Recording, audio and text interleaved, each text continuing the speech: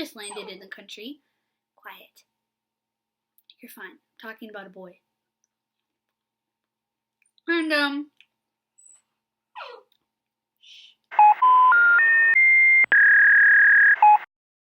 hi, potatoes.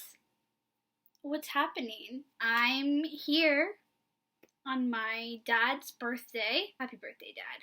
If you ever see this, I didn't forget. So I realized that I don't really do the YouTuber-y thing where I say like, hey guys, leave a comment, like, subscribe, hit the bell button so you get notifications. I post a video every week. I don't know that I have a big enough following, but I do have 70 subscribers now. So thanks. This is great news because I don't think I even have 70 relatives that know how to use YouTube. So that means not everybody is related to me who subscribed to me. I really enjoy making this series.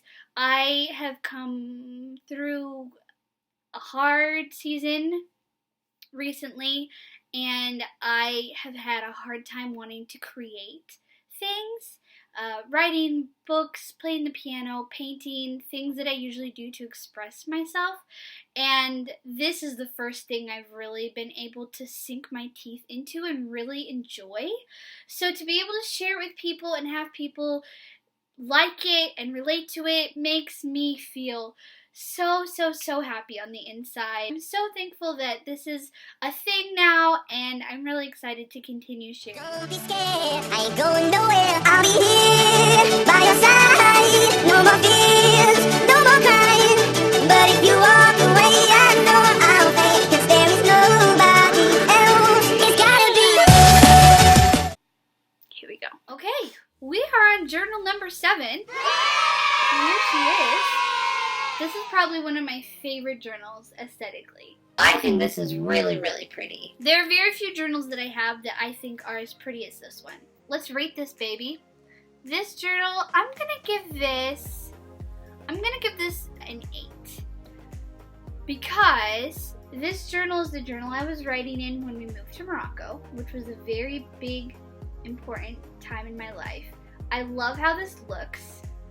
And it has a lot of important memories in it with Sean and Dan and my brother, and that was really important to me. So this journal has been to Wisconsin, obviously, and then when we were traveling, we flew out of Minnesota, had a layover in Michigan, had a layover in Amsterdam, and then landed in Casablanca. I got this from my very good friend Emily, and I believe it was a going away present. Here we have 7th book. This is my Emily journal. I named it after Emily because obviously she was a really good friend of mine, and she gave me this journal, and I was also writing in it over her birthday. So it just made sense, you know? So we have started January January 5th, I think, and then ended February 13th. So we started January 5th, and it was 2 days before we left for Morocco. And I have lots of tear marks because I was able to hang out with Becky that night, and then a bunch of people said they were going to Walmart. She wasn't sure she wanted to go, but I was like, just go and I'll hang out with you when you get back. I was talking and laughing and stuff, but towards the end I started worrying about not being able to spend much time with Becky, and as 9:30 p.m. got closer and closer, I got quieter and sadder. And as I went up the hill, crying, all I could think of was 3 stinking hours. She was gone for 3 stinking hours. A little while, huh? Not long, huh? I had a whole free night to spend with her, and she goes to Walmart for 3 stinking hours. So I was a little frustrated by that. But don't be mad at Becky. It wasn't her fault, for one. And for two, the very next night, January 6th, I had the whole evening with Becky, and we went into town, and we searched a whole bunch of different places for blue Skittles because for some reason those were not carried everywhere, and those were my favorite. And then at the end we went to Culver's and we had ice cream, because what better way to end your time in the dairy state than to enjoy dairy? It was special. It's me and Becky, you guys wouldn't understand. We made the same exact meal for supper today. Like, we were talking and she sent me a picture. She's like, making soup. And I was like, what? So I sent her a picture, was like, same. I was a little crazy, but all that to say, Beck Leaf lives on, which I've just decided right now is our, friend name. January 7th was our last full day in the States. And so I have a very short entry, and then I say, P.S. This is my last time writing in my room. This was a transition that I didn't have a lot of experience with yet. Now, all these years later, I have a lot more experience with moving to a different country, leaving best friends behind, having to start a new life. But 15-year-old Bailey didn't have that. And she paved the way for me to be who I am now. And so I just want to say, how proud I am of how I handled this move and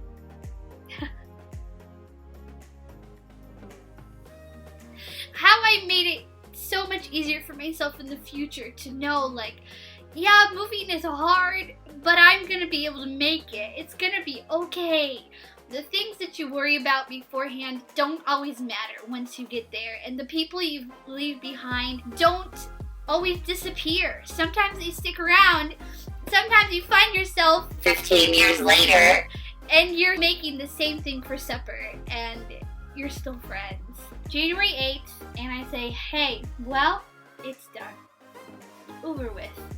No more waiting or saying goodbye. I still remember how tightly Becky hugged me and asked if I was okay.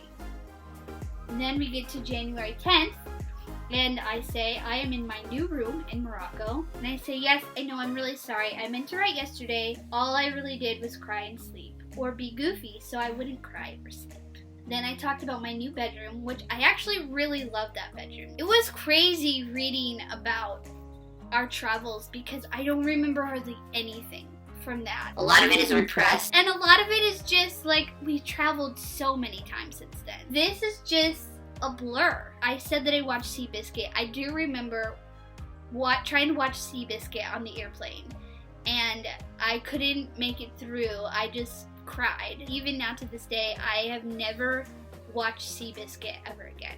I will never. It's so crazy how you can just experience one thing that takes you back to a moment so clearly. In my fridge, I have a little reminder of January 2004. I can't think of anything that reminds me of January 2004 more than a mandarin orange. We ate these every day when we first moved there. We would just buy kilos of them and eat them. Every time I eat one, I'm back in Fez. Sean and Quentin and Dan live upstairs, and I'm 15 years old. That's what this tastes like to me. So January 11th, 2004, so this is 2 days in Morocco, and I meet people. So you might notice the shirt. This is from the city of Salem. I didn't grow up in Oregon.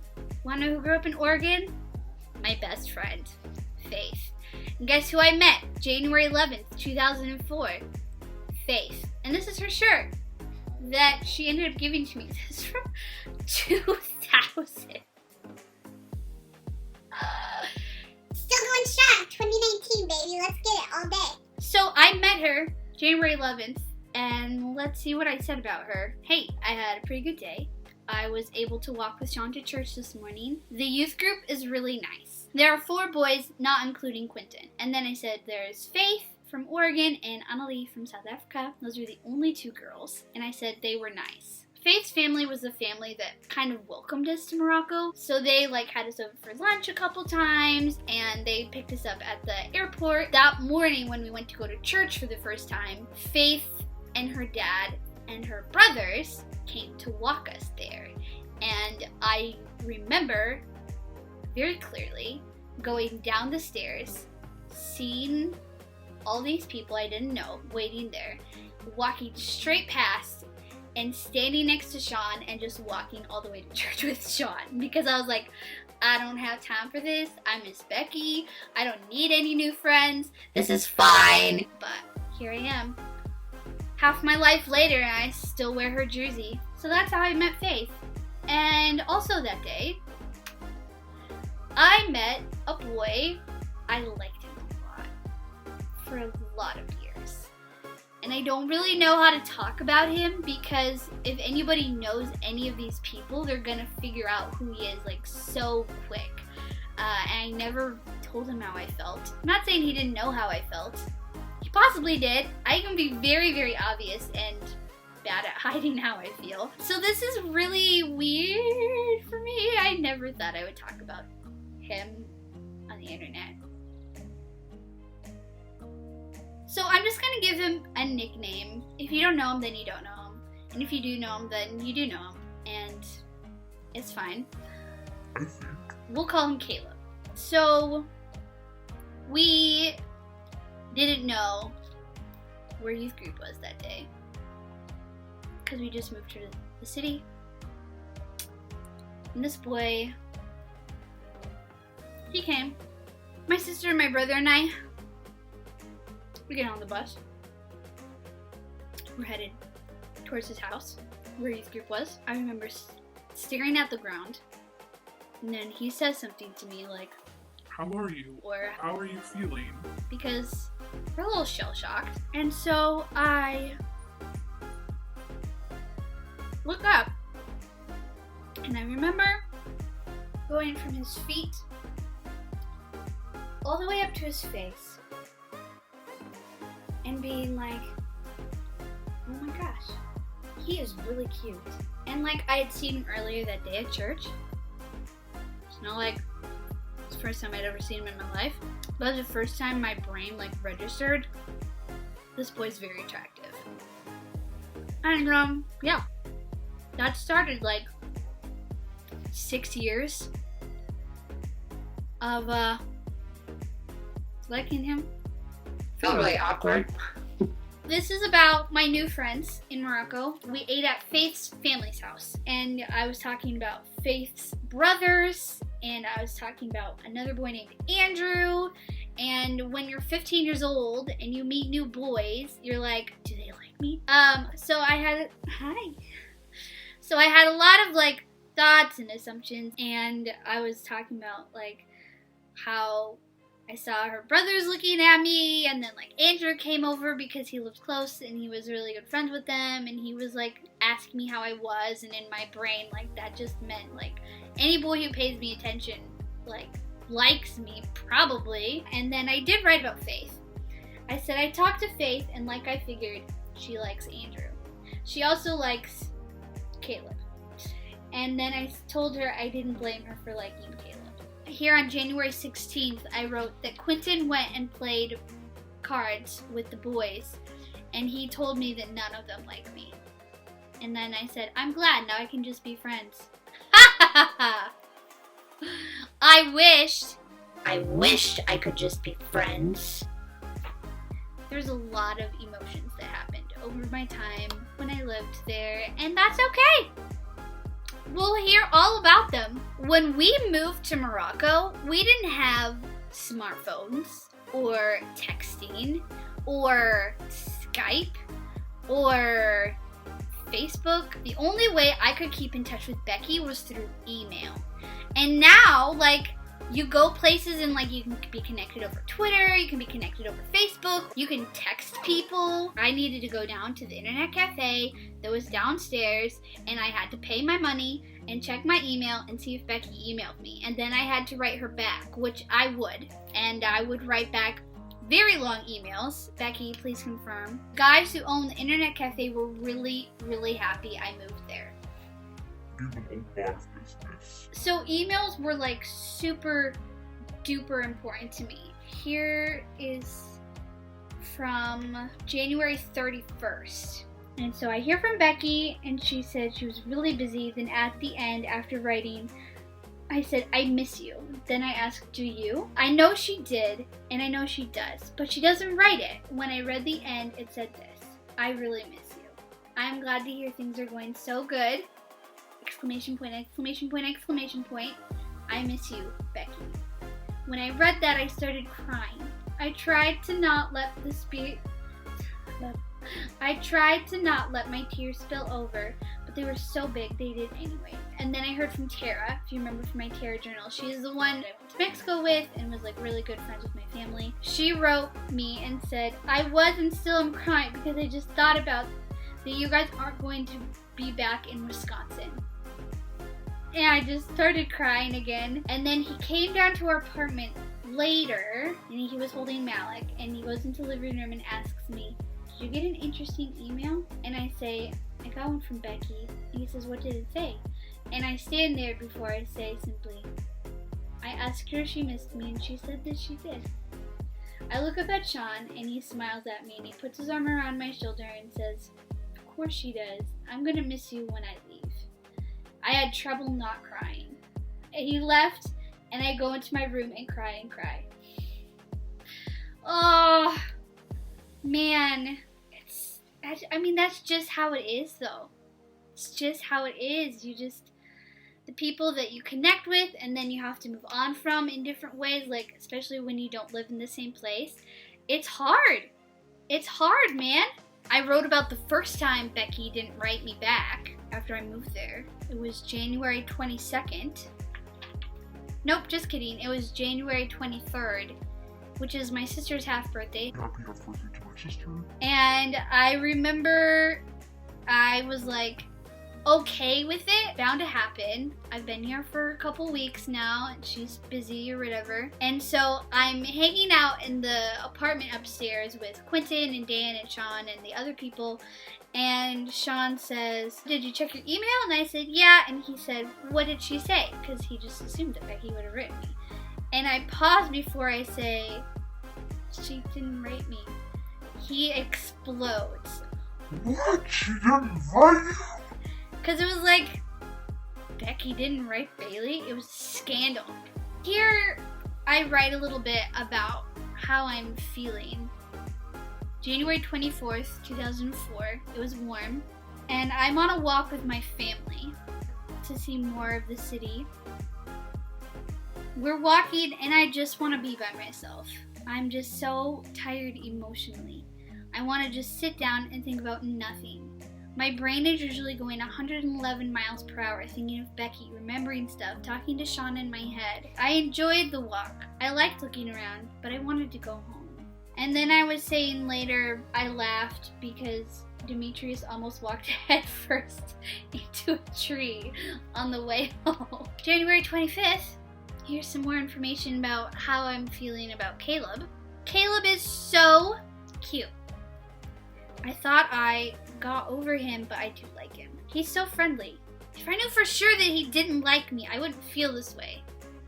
And that's false. He told me after the service that I did a good job because I had played piano for worship. His smile, it lights up his whole face. Aww. I liked him so much. So one of the things that Sean and Quinta did apparently every single day while they were with us in Morocco was tease me about these new boys that I knew. And even though they knew I was like really not into most of them, they were like, This boy, that boy. and so one night, Sean and Quinn teased me a little bit too hard, and I got really, really upset about it. And Sean realized that he had upset me, and so the next day, he gave me an apology gift of blue Skittles, and then he also wrote me a letter. And in the letter he wrote, I'll just give you crap about Caleb when your mom and dad and sister aren't around. Any other specifications of teasing, please send to Sean, apartment 11, just upstairs. A few years later, I found the letter that Sean had written me, and I remember just sitting on the floor of my bedroom and sobbing because I was like, he's not here anymore. I wish he was still here, and I wish he was still just upstairs, and I wish he could tease me about boys again. It was just one of those moments where just the right thing like just cracks your heart and just breaks it wide open. So February 8th, and we went with the youth group to a city a little while away. We ate at McDonald's, and apparently I got a Big Mac, but I told everyone there I was open for donations. Faith told me I could finish her fries. Thanks, Faith. Then a boy gave me his french fries. The only reason why the boy gave me his french fries is because he offered them to someone else, and that boy was like, no, I don't need them. And I was like, I'll take them. And so he gave me his french fries, and I remember Faith saying, French fries today, French kiss tomorrow. she's so funny. I said a lot of things about boys in here that I'm really ashamed of. Like, not bad, as in like, okay, it was bad. I was rude. I was so awkward. I was so weird. Like, I didn't know how to, like, respond to boys. Like, I lived in the backwoods of Wisconsin on Potato Lake. Like, boys don't look at me unless they're, like, 5 years older than me. I became friends with all of them after this, but I am sorry. I'm very sorry. All the boys are married now. Every single boy I mentioned in here, every single one of them, married. Some of them, children. Some of them, multiple children. Congratulations to all the boys. I ended this February 13th, 2004. I said, nice, question mark, as in like, is the weather nice? I don't think I knew. That was the night that Sean gave me his sweatshirt. I said, don't forget your sweatshirt. He says, Merry Christmas, Happy Birthday, Happy New Year. I say, what? And he had to say it about 4 times before I understood. He was giving it to me.